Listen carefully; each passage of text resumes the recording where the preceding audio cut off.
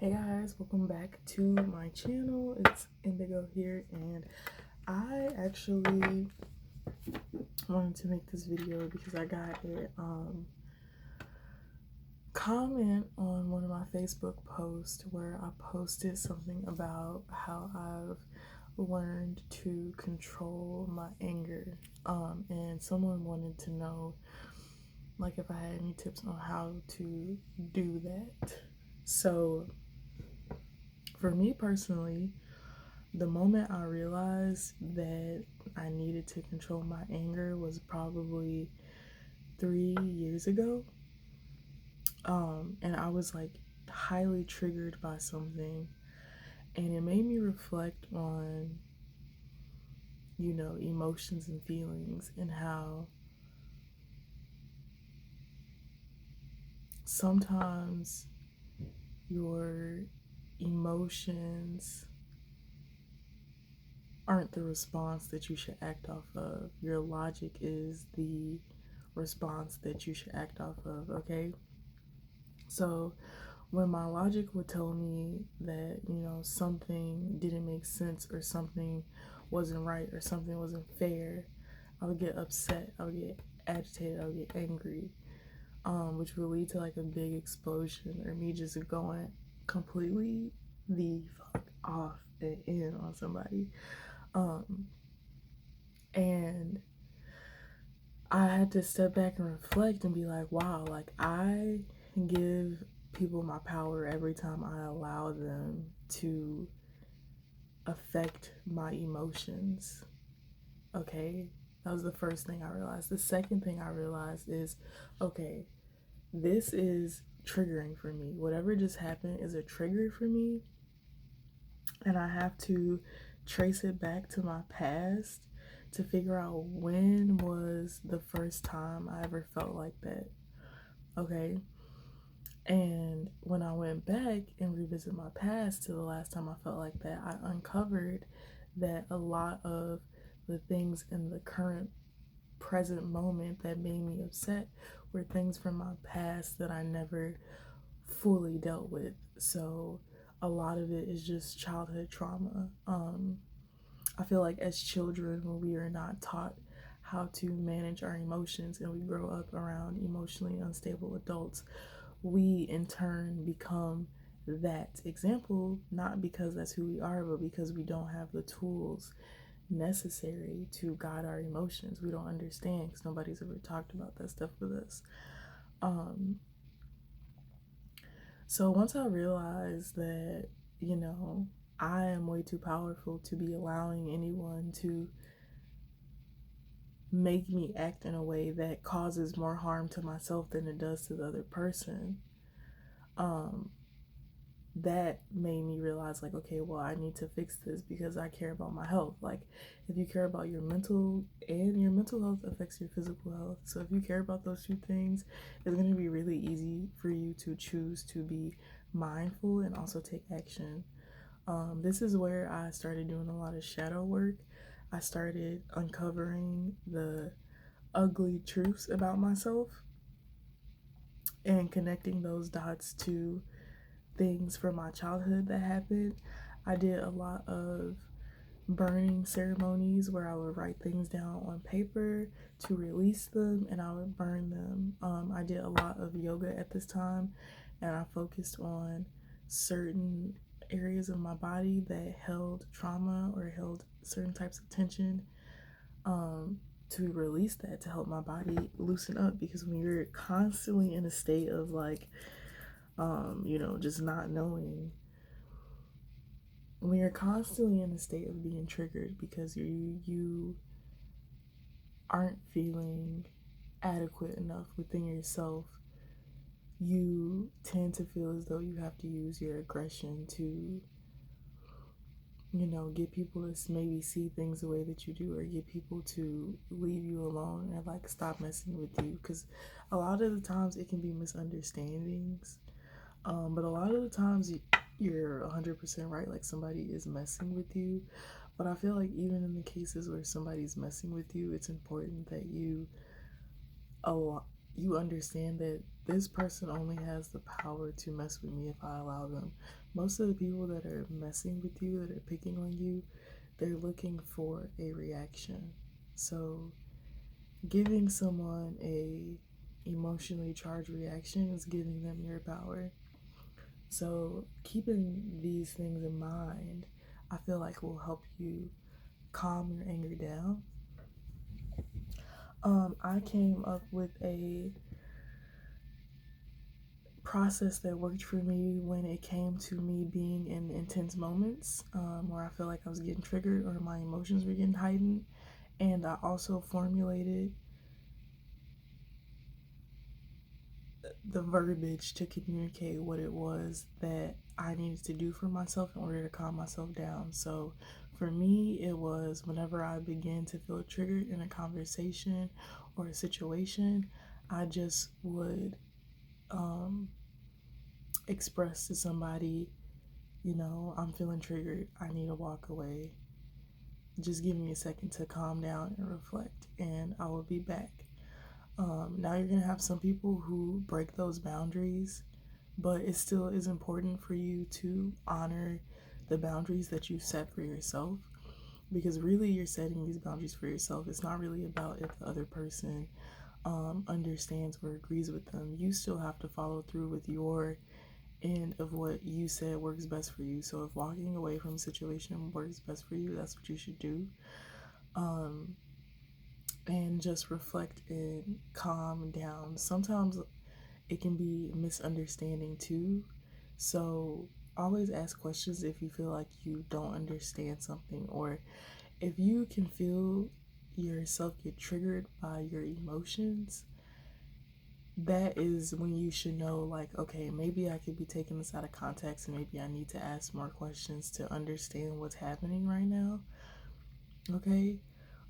But for the most part, yeah, setting those boundaries with yourself, honoring them. Also, situations that don't include other people and things that just make you upset. I feel like for me, I've had to work on my breathing and managing my breath.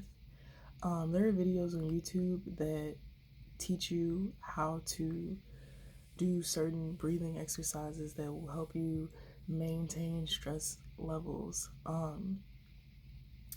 This was something that I had to learn because I was the type of person to hold my breath when I would be in intense situations, um, thus leading to me feeling completely drained, because when you're in an intense situation, that's taking your energy out, and if you're not breathing, you're not giving yourself oxygen, which is energy that you need. Um, and I did that as a way to control my feelings. So that I had to realize how to calm down, how to calm my heart rate down. So even if that meant just taking a walk for a second and getting my heart rate to go down, um, art really helped me out. Like painting really is a joy for me. I like to do it. It's fun. It helps me center myself. It makes it easier for me to have certain conversations. I would say that the most important part of this video is the shadow work and the reflecting from your childhood. And not that it is the only important part, but it is the fundamental part of why certain things bother you and trigger you the way that they do. So really sit with yourself and go over, what it is that bothers you in this present moment, that bother you as a child, and correlate all the things. So kind of make it like a graph and just connect all the pieces of the graph. And I really do feel like this will help you see what you need to then get rid of so that you no longer have these triggers. Because for me, releasing all the triggers so that I no longer am triggered was the thing. I used to have like a PTSD thing where like doors that close really like hard. Like people who close doors hard, like it startles me. Because I grew up in a household where doors were always being slammed. So when I'm in a moment and that happens, I don't instantly get triggered anymore, because when it would take place, I would acknowledge, like, okay, first of all, my senses would go off, so I would know that something was about to happen that was going to trigger me. So I would be aware, and just more accepting, and like, okay, this is what's about to happen right now, kind of thing. So then it would go from that to, you know, the door being slammed, and then me acknowledging my feeling. Like, how do I feel right now? Like, that would be my question. Well, how do you feel right now? Do you feel triggered? Are you bothered by it? If the answer was yes, then maybe breathe, maybe start to, work through it. In art, I do like to clean when I'm also feeling a type of way, so maybe I'll start like cleaning up or just tidying things up. But if the answer was no, it was more of still a feeling that came over my body that then I had to regulate with my breathing. Um, so there are also like things in life that you have to learn. And I feel like some of the things that you don't know how to do, you should look more into. I am an advocate for spirituality just because it really has helped me cultivate a healthy relationship with my mind, body, and soul, and with the universe in general. Like, I feel very connected to life as a whole instead of just living in different compartments in my head of my life from my past. I feel like a lot of what angers us is things from the past that we can't control. Um, and sometimes we live in fear of the same things happening or the same situations taking place, so much so that we allow ourselves to um, miss out on opportunities or certain situations or relationships because we're scared of, something turning out the way that it was. And when you change your vibration, when you change what you're doing, what you're partaking in, like, be mindful of what you're consuming. Pay attention to how you feel after every interaction you have with somebody or after everything you do, because these will also make you understand, like, maybe things or people you need to get rid of in your life. Also, for me, changing my diet has really helped me keep a conscious, coherent mind. I've been eating more fruit and vegetables and just not eating so much like dead animal meat. Like, I've been eating a lot of vegan meats and a lot of fish lately, which has helped me feel really good. Drinking teas, taking um, vitamins or supplements. I have these vitamin supplements that I take for my hair, but they have multiple benefits, and they really do help me with my mood. They help regulate me. I am a cannabis consumer, and I feel like I am a huge advocate for consuming cannabis in a way that is not of an abusive way, but is of a spiritually enlightening way. So sometimes, well, most of the time, like, I get high and I do my tarot readings, and I'll journal or meditate, and it really just helps me connect with my feelings. I feel like weed is the portal to feelings, and it really puts me in a vulnerable state. So when I'm in this vulnerable state, I like to do a lot of self-reflective things, or really throw myself into something that brings me joy or makes me feel passion. This also helps regulate my mood. I feel like when you starve yourself of the things that you enjoy, you add to your irritation levels. Like, you have to keep yourself grounded. That's another thing I would highly recommend: meditation, grounding, going outside barefoot. I know it sounds crazy, but literally spend some time sitting in the grass. Spend like 30 minutes or 20 minutes sitting in the grass and reflect on how you feel once you get up. Um, learn how to quiet your mind, learn how to listen to your body in a way that doesn't create a panic, but it creates a immediate action in providing yourself what you need in order to feel better. Um,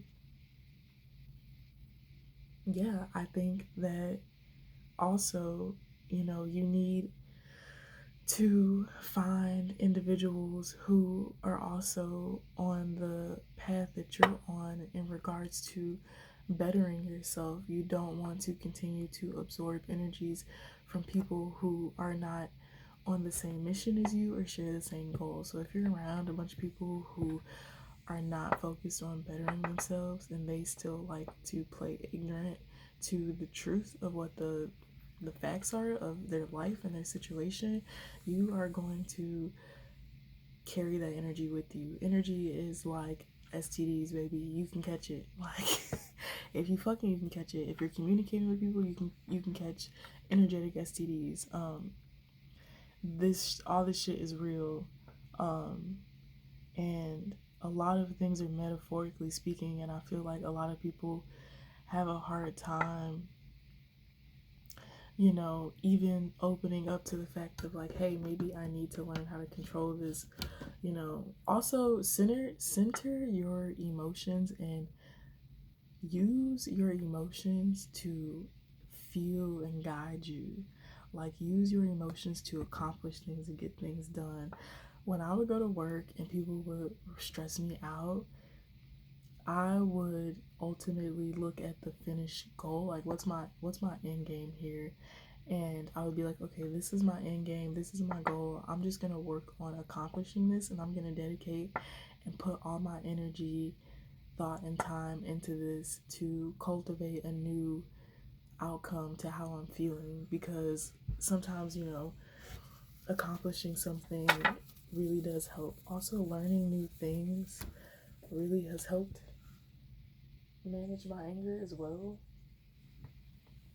Just because with knowledge comes power, and I feel like learning things in psychology based around the mind or just learning my own mind has really helped me just center myself and calm myself down.